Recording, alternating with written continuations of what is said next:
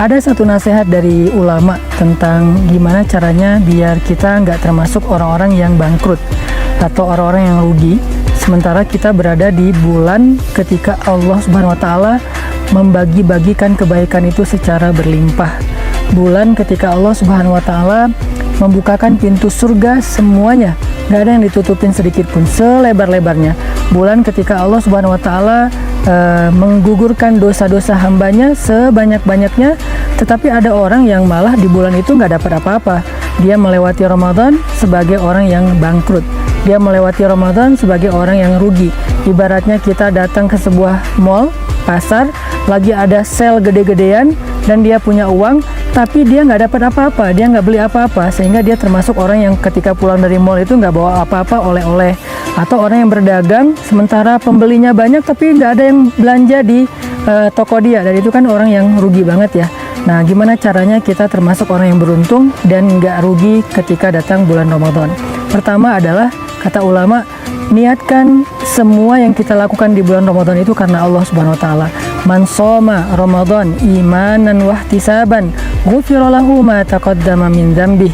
Siapa yang berpuasa di bulan Ramadan karena iman dan bersungguh-sungguh ingin mendapatkan kebaikan di sisi Allah, pasti Allah akan mengampuni semua dosa-dosanya. Jadi innamal a'malu binniyat, itunya dulu yang harus kita luruskan. Sesungguhnya semua amal itu tergantung niat.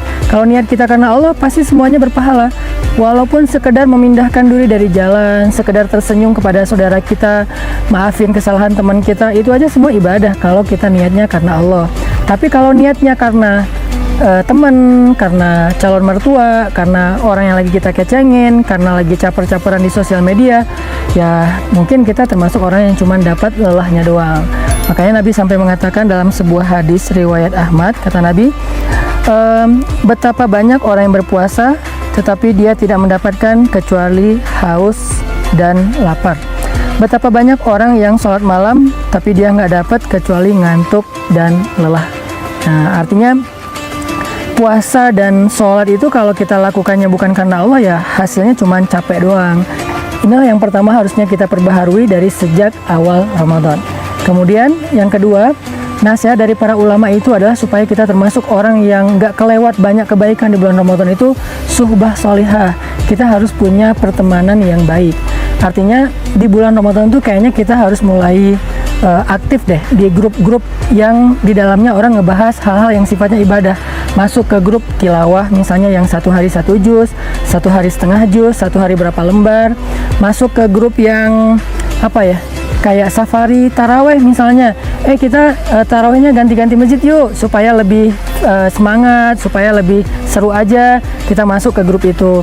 Ada lagi yang grup buka puasa bareng anak yatim, jadi kayak mau berbagi dengan orang-orang yang membutuhkan, orang miskin, anak yatim segala macam. Jadi suhbah solihah, pertemanan, lingkungan yang bisa mendukung semangat ibadah kita itu penting banget, supaya kita sepanjang Ramadan itu semangat terus, spiritnya tuh on fire terus, totalitas terus. Tapi kalau teman kita sama-sama hari-hari, sama-sama santai, ya udah kita juga ke bawah sama teman-teman kita, karena emang almar'u ala dini khalilih, seseorang tergantung temennya. Itu yang kedua. Dan yang ketiga, kita minta sama Allah, ya Allah tuntun saya supaya di bulan Ramadan ini saya dapat semua kebaikan yang Engkau janjikan. Minta sama Allah, karena hati kita itu kan dalam genggaman Allah ya. Kadang-kadang fisik kita sehat, waktu kita luang, kegiatan kita kosong, tapi kok kita nggak mau beramal soleh, nggak mau baca Quran, nggak mau bantu orang. Kenapa? Karena hati kita ini lagi nggak mood. Supaya hati kita mood, maka minta sama Allah, ya muqallibal qulub tsabbit qalbi, ya Allah tetapkan hati saya dalam kebaikan. Yang terakhir, nasihat ulama supaya kita untung di bulan Ramadan, manfaatin semua momentum Ramadan yang keren. Nomor satunya apa? Dapetin Lailatul Qadar. Jangan lupa 10 malam terakhir Ramadan, jangan pernah kelewat untuk itikaf di masjid walaupun dari Isya sampai subuh.